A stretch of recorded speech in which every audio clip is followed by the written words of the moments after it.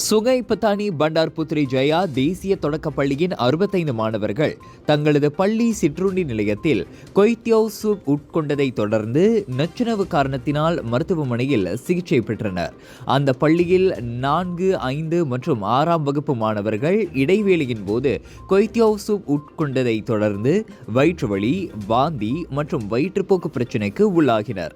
மதியம் 12 மணி வாக்கில் அதிகமான மாணவர்கள் இந்த நெருக்கடிக்குள்ளானதை தொடர்ந்து பள்ளி தரப்பு அவசர அழைப்பு சேவையை நாடியதாக அப்பள்ளியின் பெற்றோர் ஆசிரியர் சங்க தலைவர் ஜுபீர் உத்மான் தெரிவித்தார். பாதிக்கப்பட்ட அனைத்து மாணவர்களையும் விரைந்து சிகிச்சைக்காக கொண்டு செல்லும் நடவடிக்கையை பள்ளி நிர்வாகம் எடுத்தது. அந்த மாணவர்கள் அனைவரும் ஒரு வகுப்பில் வைக்கப்பட்டு அவர்களுக்கு சுல்தான் அப்துல் ஹலீம் மருத்துவமனை மற்றும் குவாலமுடா சுகாதார அலுவலக பணியாளர்கள் சேவையை வழங்கினர். அதன் பின் 7 மாணவர்கள் சுல்தான் அப்துல் ஹலீம் மருத்துவமனையில் சிகிச்சைக்கு அனுப்பப்பட்டனர்.